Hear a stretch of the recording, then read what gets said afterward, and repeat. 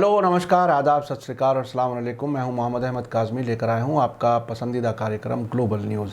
इस कार्यक्रम में हम आपको दिन भर ख़ास खबरों से अपडेट करते रहते हैं। इस वक्त एक बड़ी खबर है कि ईरान ने एक बार फिर कहा है कि अमेरिका को न्यूक्लियर समझौते में वापसी से पहले तमाम पाबंदियां हटानी होंगी। ये बात ऐसे वक्त में कही गई है कि जब वियना में अमेरिका और ईरान के बीच इनडायरेक्ट दूसरे मुल्कों के बिचौलिया होते हुए बातचीत का नया फेज़ शुरू हो रहा है।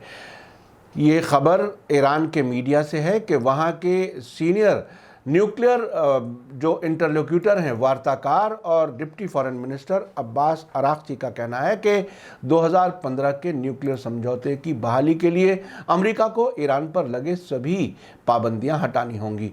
ट्यूसडे को वियना में न्यूक्लियर समझौते के दूसरे पार्टीज़ के साथ, दूसरे मुल्कों के साथ बातचीत के एक नए मरहले के बाद प्रेस टीवी से बात करते हुए ईरान के डिप्टी फॉरेन मिनिस्टर और सीनियर इंटरलोक्यूटर अब्बास अराक्ची ने कहा कि अमेरिका के फॉर्मर प्रेसिडेंट बराक ओबामा और उनके जानशीन डोनाल्ड ट्रंप की हुकूमत में 2016 में न्यूक्लियर समझौता लागू होने के बाद जितनी भी पाबंदियां लगी थीं उन्हें हटाया जाना चाहिए। उसके बाद ही अमेरिका इस समझौते में वापसी कर सकता है।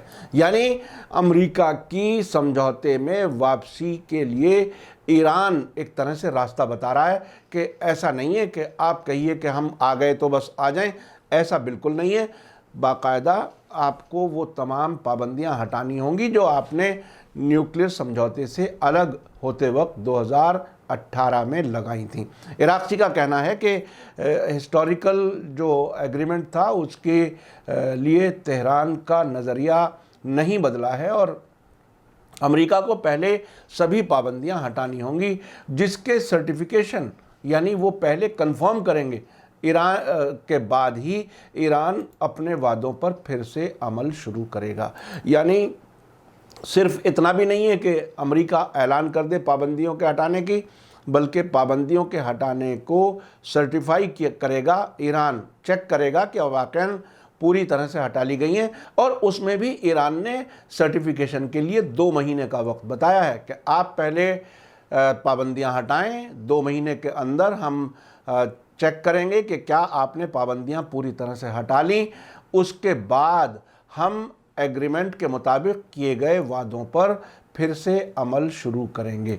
अब्बास अराक्ची ने कहा कि वियना के तीसरे जॉइंट कमीशन के तीसरे मरहले की बातचीत शुरू होने से पहले ईरान के डेलीगेशन ने रूस और चीन समेत दूसरे मुल्कों से आपसी बैठकें की हैं। इराक़ी का कहना है कि कई इश्यूज़, बल्कि तकरीबन सभी इश्यूज़ पर, सभी मामलात पर रूस और चीन के साथ हमारा नज़रिया एक जैसा है और तीनों मुल्कों के डेलीगेशंस के बीच एक अच्छी समझ और बहुत ही नज़दीकी कोऑपरेशन है। ये बात कह कर के उन्होंने साफ कह दिया है कि 2 बड़े मुल्क रूस और चीन, जिनके पास यूनाइटेड नेशन सिक्योरिटी काउंसिल में भी वीटो भी है, उनके और ईरान के नज़रिया एक जैसे हैं और उसमें कहीं कोई फ़र्क नहीं है। यानी चीन और रूस पूरी तरह से ईरान के साथ खड़े हैं।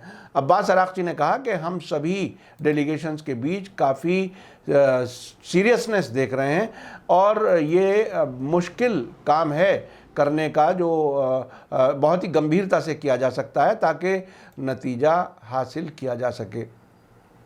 ईरान के डिप्टी फॉरेन मिनिस्टर का ये भी कहना था कि बातचीत के दौरान पाबंदियों को हटाए जाने के लिए दोनों वर्किंग ग्रुप के काम को तेज़ी लाने का फैसला लिया गया है, जबकि एक व्यवहारिक व्यवस्था यानी प्रैक्टिकल अरेंजमेंट के नाम का एक तीसरा ग्रुप बनाने पर भी रजामंदी हुई है जो वेडनेसडे से अपना काम शुरू करेगा, जिसका मकसद सर्टिफिकेशन, इम्प्लीमेंटेशन यानी सत्यापन और कार्यान्वयन और सभी मुल्कों के ज़रिए जो पाबंदियां, जो अपने वादे हैं इस एग्रीमेंट पर अमल करने के लिए, उसको लागू करने के तरीक़ों के बारे में भी सवालों और विचारों को खोजना है, यानी वो तरीक़े ढूंढना है कि किस तरह से उन पर अमल किया जाए।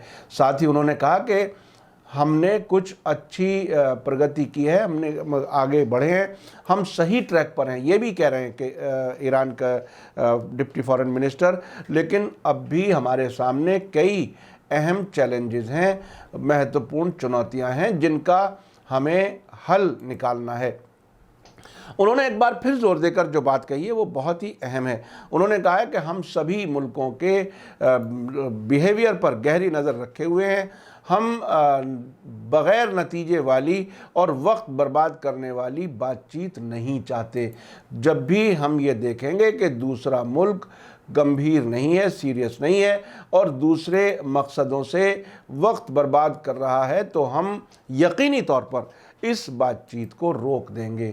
ये बहुत ही अहम बात है जो ईरान ने कही है कि हम वक्त बर्बाद करने के लिए नहीं आए हैं, बात काम की होगी, नतीजा खेज होगी तो हम बात करेंगे। मैं आपको बता दूं कि ईरान के सुप्रीम लीडर आयतुल्लाह खामेनाई इस बात को कह चुके हैं कि अगर इस बातचीत से वक्त की बर्बादी हो तो बातचीत करने का कोई फ़ायदा नहीं है, ईरान की हुकूमत को बात नहीं करनी चाहिए।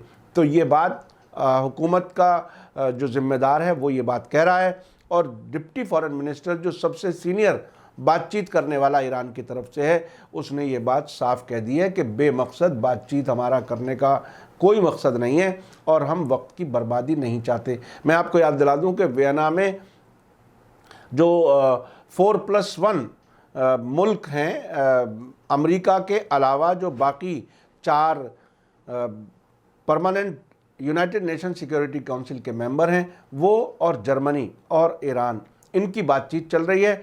अमेरिका अलग एक होटल में अमेरिका का डेलीगेशन ठहरा हुआ है और ये जो बाकी मुल्क हैं ये ईरान से बात करते हैं, फिर अमेरिका के डेलीगेशन को बताते हैं, फिर अमेरिका का डेलीगेशन क्या कहता है वो ईरान वालों को बताते हैं।